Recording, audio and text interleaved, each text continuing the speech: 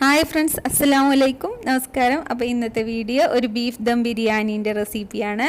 ഇതിൻ്റെ പ്രത്യേകത എന്ന് പറയുമ്പോൾ ഇത് നമ്മൾ കുക്കറിൽ തന്നെ ഉണ്ടാക്കുകയും കുക്കറിൽ തന്നെ ദം ചെയ്തെടുക്കുകയും ചെയ്യുന്ന ഒരു കിടിലൻ ബിരിയാണിയുടെ റെസിപ്പിയുടെ വീഡിയോ ആണ് ഇന്ന് ഞാൻ കാണിക്കാൻ പോകുന്നത്. അപ്പോൾ എല്ലാവരും വീഡിയോ ഫുള്ളായിട്ട് വാച്ച് ചെയ്യുക. അതിന് മുമ്പ് നിങ്ങൾ എൻ്റെ ചാനൽ ആദ്യമായിട്ടാണ് കാണുന്നതെങ്കിൽ താഴെ ചുവന്ന സബ്സ്ക്രൈബ് ബട്ടൺ ഉണ്ടാവും, അത് പ്രസ് ചെയ്യുക. അപ്പോൾ തൊട്ടടുത്ത ബെല്ലൈക്കൺ ഇനേബിൾ ആകും, അതിൽ ഓൾ ഓപ്ഷൻ ക്ലിക്ക് ചെയ്യുക. അപ്പോൾ ഞാൻ ന്യൂ വീഡിയോ അപ്ലോഡ് ചെയ്യുമ്പോൾ നിങ്ങൾക്ക് നോട്ടിഫിക്കേഷൻ വരും. അപ്പോൾ ഇന്നത്തെ റെസിപ്പി എന്ന് പറഞ്ഞാൽ ബീഫ് ബിരിയാണി. ഞാൻ പറഞ്ഞല്ലോ, ഇത് വീട്ടമ്മമാർക്കായാലും ബിസി ടൈമിലും പെട്ടെന്ന് ഗസ്റ്റ് വന്നാലും ബാച്ചിലേഴ്സിനൊക്കെ പെട്ടെന്ന് 10 മിനിറ്റ് കൊണ്ട് ഉണ്ടാക്കാൻ പറ്റുന്ന ഒരു ബിരിയാണി. അപ്പോൾ നിങ്ങൾക്ക് കണ്ടാൽ മനസ്സിലാവുന്നില്ല, അടിപൊളി ബിരിയാണി കേട്ടോ.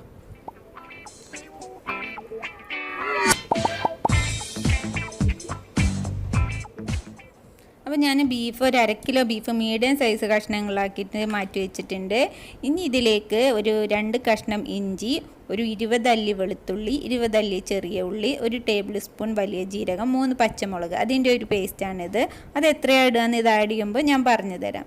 പിന്നെ ഞാൻ ക്യാരറ്റ്, സവാള, തക്കാളി ഇത് 3 എടുത്തിട്ട് കുറച്ച് വലിയ പീസസ് ആക്കി ഇത് മിക്സിയിൽ ഇട്ടിട്ടൊന്ന് ക്രഷ് ചെയ്ത്, അപ്പോൾ അല്ലാതെ പണി കുറക്കാൻ വേണ്ടിയിട്ടുള്ള ഒരു ടിപ്പാണിത്.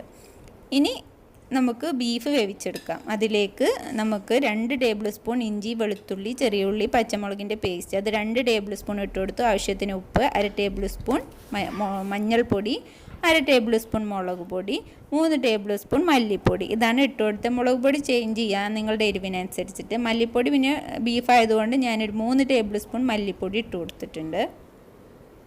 ഇനി നമ്മൾ ബിരിയാണി ഉണ്ടാക്കുമ്പോൾ എക്സ്ട്രാ മസാലപ്പൊടികൾ ആഡ് ചെയ്യുന്നില്ല, അതുകൊണ്ടാണ് ഞാൻ ഇതിൽ മസാലപ്പൊടികളൊക്കെ ഇട്ട് കൊടുക്കുന്നത്. ഇനി നന്നായി ഒന്ന് മിക്സ് ചെയ്തിട്ട് ഇതിൽ കുറച്ച് വെള്ളം ഒഴിച്ചിട്ട് നമുക്കൊരു 5 or 6 വിസിൽ വരുന്നവരെ നമുക്ക് വേവിച്ചെടുക്കാം.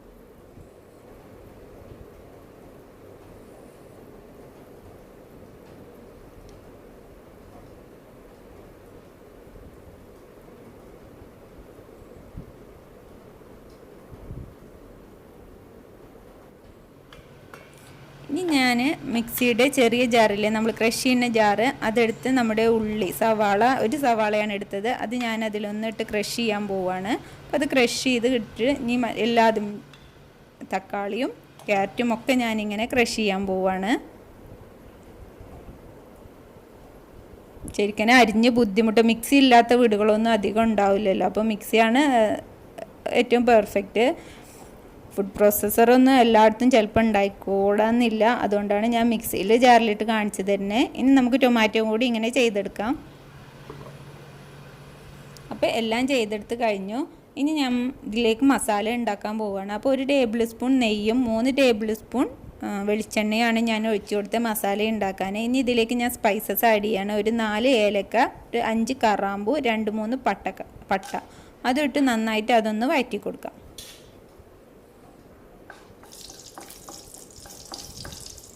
അത് ഒന്ന് വഴന്ന് വരുന്ന ടൈമിൽ നമ്മൾ ക്രഷ് ചെയ്ത് വെച്ച വലിയ ഉള്ളി, ഞാൻ വലിയൊരു സവാളയാണ് എടുത്തിരുന്നത്, അപ്പോൾ അത് നമുക്ക് ചേർത്ത് കൊടുക്കാം. ഇത് വഴന്ന് വരാൻ ആവശ്യമായ ഉപ്പൊക്കെ ഇട്ടിട്ട് നമുക്കതങ്ങ് വഴറ്റി കൊടുക്കാം.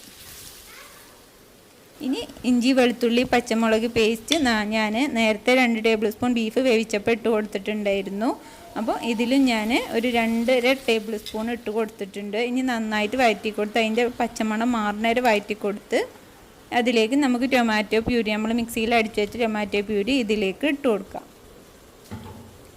നമ്മുടെ മസാല ഭയങ്കര തിക്കായിരിക്കും, അങ്ങനെ ചെയ്യുമ്പോൾ നല്ല ടേസ്റ്റി ആയിരിക്കും, നല്ല ഫ്ലേവേഴ്സൊക്കെ നല്ല കിട്ടുന്ന ഒരു ബിരിയാണിയാണ് ഇത്, നല്ല സ്പൈസിയുമാണ്. അപ്പോൾ നമുക്ക് ആവശ്യത്തിന് കറിവേപ്പില ഇട്ട് കൊടുക്കാം. എന്നിട്ട് നന്നായി ഒന്ന് വഴറ്റി കൊടുത്ത് കുറച്ച് നേരം ഒന്ന് അടച്ചു വെക്കാം, നമ്മൾ ടൊമാറ്റോ വെന്ത് വരാൻ വേണ്ടിയിട്ട്. ആ സമയം നമുക്ക് അരി എടുത്തിട്ടുണ്ട്, ഞാൻ 2 ഗ്ലാസ് അരി എടുത്തിട്ടുണ്ട്. ഇത് ജീരകശാല അരി, നമ്മൾ ബിരിയാണി ഉണ്ടാക്കുന്ന അരി തന്നെയാണ്. അപ്പോൾ ഇതൊന്ന് കഴുകി നമുക്ക് ഡ്രൈൻ ചെയ്ത് വെക്കാം. അപ്പോൾ അത് കഴിഞ്ഞിട്ടുണ്ട്. ആ ടൈമിൽ 6 വിസിൽ വന്ന് ഞാൻ ഫ്ലെയിം ഓഫാക്കി. നമ്മുടെ ബീഫ് വെന്ത് വന്നിട്ടുണ്ട്, നല്ല പെർഫെക്റ്റ് ആയിട്ട് ബീഫ് വെന്ത് വന്നിട്ടുണ്ട്. ഇനി നമ്മുടെ മസാലയിലേക്ക് നമുക്ക് ഗരം മസാലപ്പൊടി ആഡ് ചെയ്ത് കൊടുക്കാം. ഞാൻ 2 സ്പൂൺ ഗരം മസാലപ്പൊടിയാണ് ആഡ് ചെയ്ത് കൊടുക്കുന്നത്. പിന്നെ ഞാനൊരു 1/2 സ്പൂൺ കുരുമുളക് പൊടി ആഡ് ചെയ്യുന്നുണ്ട്, അത് ഓപ്ഷണലാണ്, ചേർക്കേണ്ടവർക്ക് ചേർക്കാം, അല്ലെങ്കിൽ അതങ്ങ് സ്കിപ്പ് ചെയ്യാം. ഇനി ഇതിലേക്ക് തൈര് ചേർത്ത് കൊടുക്കാം പുളിക്കനുസരിച്ചിട്ട്. ഇതിപ്പോൾ കുറച്ച് അധികം പുളിയുള്ള തൈരായതുകൊണ്ട് ഞാൻ 2 ടേബിൾ സ്പൂണേ ഒഴിച്ച് കൊടുക്കണുള്ളൂ. അപ്പോൾ നിങ്ങളത്തിലെ തൈര് പുളിക്കനുസരിച്ച് നിങ്ങൾക്ക് ഒഴിച്ചു കൊടുക്കാം. ഇനി ഇതിലേക്ക് മല്ലിയില പുതിനയില അത് ഞാൻ ഒരു അര കപ്പോളം ഞാൻ ചേർത്ത് കൊടുത്തിട്ടുണ്ട്. ഇനി നന്നായി അങ്ങോട്ട് മിക്സ് ചെയ്ത് കൊടുത്തിട്ട് ഇനി ഇതിലേക്ക് നമ്മുടെ ബീഫ് ഇട്ട് കൊടുക്കണം. നമ്മളെ ബീഫ് വെന്തത് ഊറ്റിയിട്ട് വേണം ഇതിലേക്ക് ഇട്ട് കൊടുക്കുക. ഇതിലേ വെള്ളം ഒഴിക്കണ്ട, ബീഫിൻ്റെ വെള്ളം ഇതിലേ ആഡ് ചെയ്യണ്ട, അത് നമുക്ക് അങ്ങോട്ട് മാറ്റി വെക്കാം. അപ്പോൾ ബീഫും കൂടി ഇട്ട് നന്നായി വഴറ്റി കൊടുത്ത് അടച്ചു വെക്കാം. ഒരു 10 മിനിറ്റ് അടച്ചു വെക്കാം. കുറഞ്ഞ തീയിലിട്ടിട്ട് നമ്മുടെ ബീഫിലേക്ക് ഈ മസാലയൊക്കെ പിടിക്കാൻ വേണ്ടി 10 മിനിറ്റ് അടച്ചു വെക്കാം. ഏറ്റവും കുറഞ്ഞ തീയിലിട്ട് വിട്ട് വേണം ഇത് അടച്ചു വെക്കാൻ.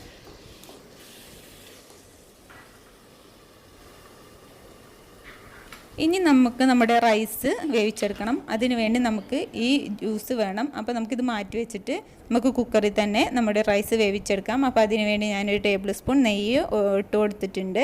ഇതിലേക്കും കുറച്ച് സ്പൈസസ് ആഡ് ചെയ്യാം. ഒരു 2-3 ഏലക്ക, കറാമ്പൂ, പട്ട, കുരുമുളക് അതൊക്കെ നമുക്കൊന്ന് ഇട്ട് കൊടുക്കാം.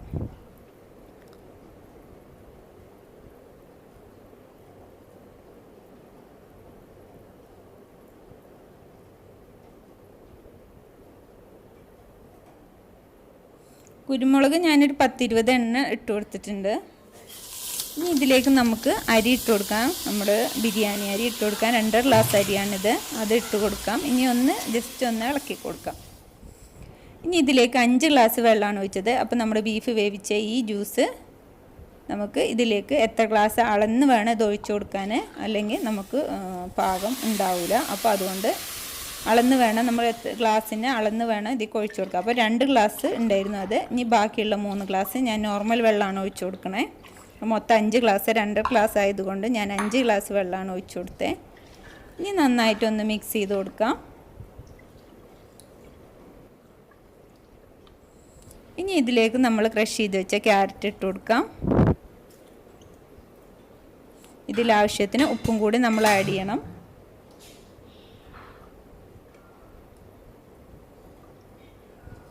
ഇനി ഇതിലേക്ക് ഒരു ഫ്ലേവർ കിട്ടാൻ ഇതും ഓപ്ഷണലാണ്. 2 പച്ചമുളക് ഞാൻ അങ്ങനെ കീറിയിട്ടൊന്നുമില്ല, അങ്ങനെ ഇട്ട് കൊടുത്തിട്ടുണ്ട്. ഇനി കുറച്ച് മല്ലിയിലയും പുതിനയിലയും കൂടി ഇട്ട് കൊടുക്കാം. ഇനി ഇതിലേക്ക് ലെമൺ ജ്യൂസ്. അപ്പോൾ ഞാനൊരു 1.5 ടേബിൾ സ്പൂൺ ലെമൺ ജ്യൂസ് ഒഴിച്ചു കൊടുത്തിട്ടുണ്ട്. 1.5 ടേബിൾ സ്പൂൺ ഒഴിച്ചു കൊടുത്തിട്ടുണ്ട്. ലെമൺ ജ്യൂസ് ഒഴിച്ചു കൊടുക്കുമ്പോൾ നമ്മൾ റൈസൊക്കെ പെർഫെക്റ്റായി കിട്ടും. അപ്പോൾ ഇനി അടച്ച് വെച്ചിട്ട് നമുക്ക് ഒരു വിസിൽ വന്ന് ഒരു 5 മിനിറ്റും കൂടി കഴിയുമ്പോൾ ഓഫ് ചെയ്യാം. ഇനി ഇതിലേക്ക് കിസ്മിസും കാഷ്യും ഞാൻ വറുത്ത് കോരി വെക്കുകയാണ്. അപ്പോൾ നമ്മുടെ റൈസ് ഒരു വിസിൽ വന്ന് ഞാൻ ഒരു 5 മിനിറ്റും കൂടി കഴിഞ്ഞപ്പോൾ അടുത്ത വിസിൽ വരാൻ പാടില്ല, അതിന് മുമ്പ് ഞാൻ ഓഫ് ചെയ്തു. അപ്പോൾ നമ്മുടെ റൈസ് പെർഫെക്റ്റായി വന്നിട്ടുണ്ട്. ഇനി ഇതിലേക്ക് നമുക്ക് ദമ്മിടാം. ഇതിൽ തന്നെ നമ്മൾ ദമ്മിടുന്നത്. അപ്പം നമ്മുടെ മസാല ഞാൻ ഇതിൻ്റെ മേലേക്ക് ഇട്ട് കൊടുക്കുകയാണ്. ഇനി ഇതിൻ്റെ മേലെ നമ്മൾ ഫ്രൈ ചെയ്ത് വെച്ച കാഷ്യൂ കിസ്മിസും ആ നെയ്യും കൂടെ ഞാൻ ഇതിൻ്റെ മേലെ ഒഴിച്ചു കൊടുക്കുകയാണ്.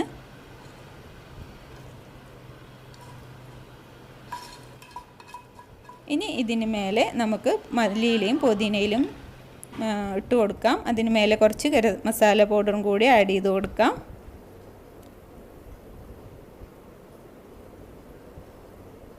ഇനി നമുക്കിത് ഒരു ഫോർക്ക് വെച്ചിട്ട് ഒരു ഹോൾ ഉണ്ടാക്കി കൊടുക്കാം.